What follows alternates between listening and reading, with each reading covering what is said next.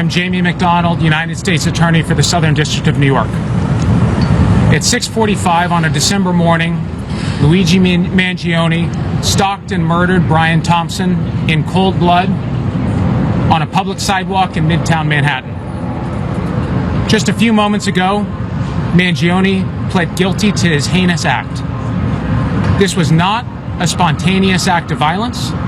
It was deliberate, calculated, and premeditated. In the days leading up to the murder, the defendant very carefully prepared for the attack.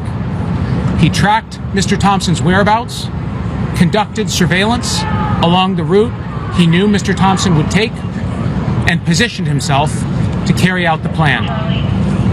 Then, on a sidewalk on West 54th Street, the defendant murdered Mr. Thompson, shooting him from behind with a 9mm handgun equipped with a silencer.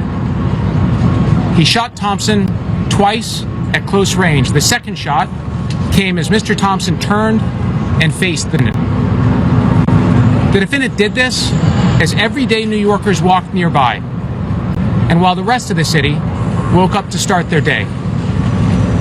Mangione then ran away, leaving Mr. Thompson to die.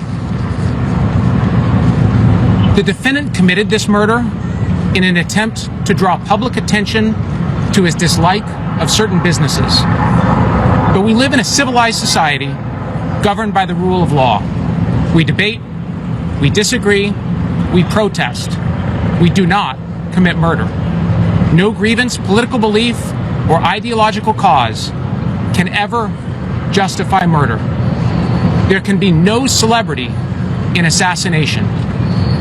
Any person who celebrates, encourages, or excuses actions like these is fundamentally wrong.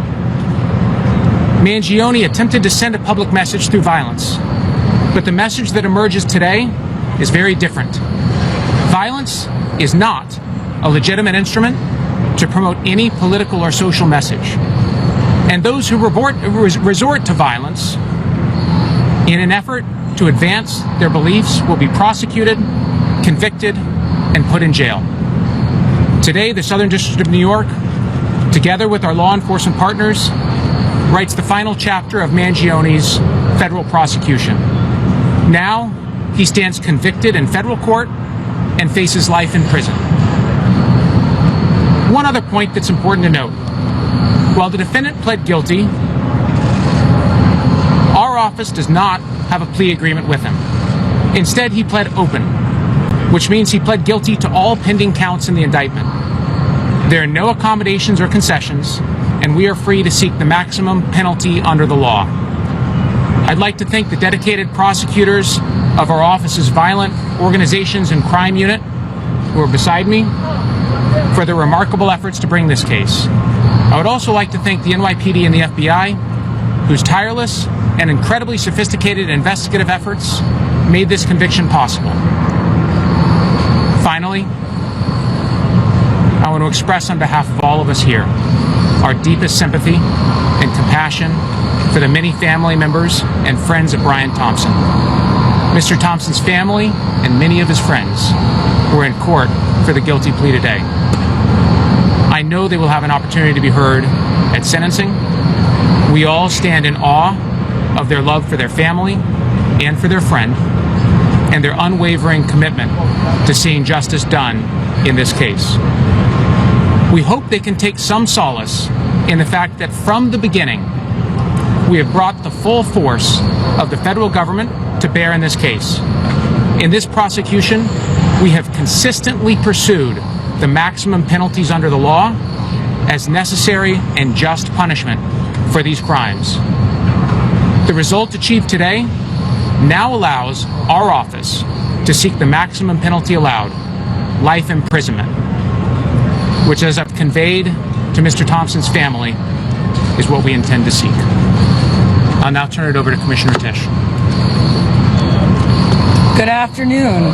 Thank you, U.S. Attorney McDonald, and thank you to the prosecutors and the federal law enforcement partners who have worked alongside the New York City Police Department throughout this case. Today, Luigi Mangione pleaded guilty in connection with the murder of Brian Thompson on a Midtown Manhattan sidewalk in December of 2024. This is an important moment of accountability, and my thoughts remain first and foremost with Mr. Thompson's family and everyone who knew and loved him.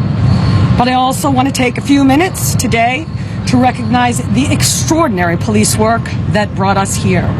From the moment that Mr. Thompson was assassinated on the morning of December 4th, the NYPD mobilized an enormous investigative effort. Our detectives combed through thousands of hours of surveillance video, followed up on hundreds of tips, and worked through an extraordinary volume of forensic and digital evidence. They used some of the most sophisticated technology available to law enforcement, and they paired it with the kind of painstaking, old-fashioned detective work that has defined the New York City Police Department for generations, interviewing witnesses, canvassing neighborhoods, retracing the suspects' movements, and pursuing every viable lead. Most importantly, they developed a clear image of the man we were looking for and got that image out to the public and to law enforcement agencies across this country 5 days after the murder.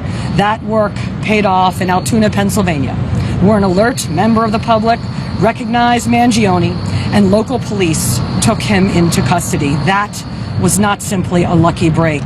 It was the culmination of 5 days of relentless investigative work that gave the public the information it needed to recognize the suspect and gave our law enforcement partners what they needed to act. This case began with the worst kind of violence on our streets. It was answered by the very best of the New York City Police Department. To every member of the NYPD who played a role in this investigation, you should be enormously proud for bringing us to this day. And to those who idolize Luigi Mangione, I say this: violence is not a cause, murder is not a message, and a killer is certainly not a hero. Now I'd like to introduce the FBI's Assistant Director in charge for the New York Field Office, Jim Barnacle. Thank you, Commissioner. Good day. My name is James Barnacle. I'm the Assistant Director in charge of the FBI New York Field Office.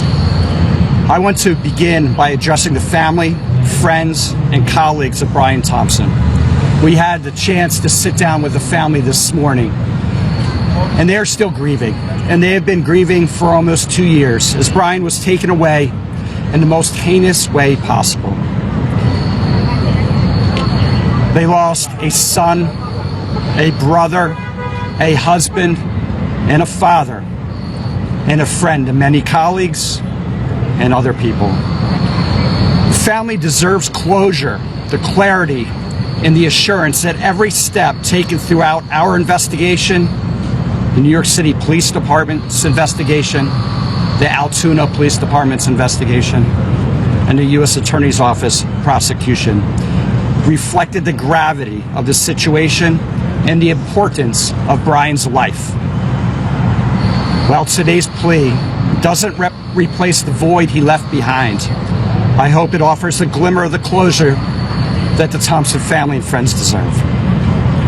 This tragedy shocked the nation and left a deep impact on everyone it touched. Violence driven by hostility toward opportunity and success stands in sharp contrast to the values true Americans hold dear. But rest assured, this FBI and our partners never stopped working to bring this killer to justice. While a plea was entered today, we know the crime has not been erased. Thank you to the FBI's Violent Crime Task Force, our largest partner on that task force, the New York City Police Department, the New York State Police Department. Thank you to the prosecutors and the United States Attorney's Office for the Southern District of New York, led by Jamie McDonald. Thank you.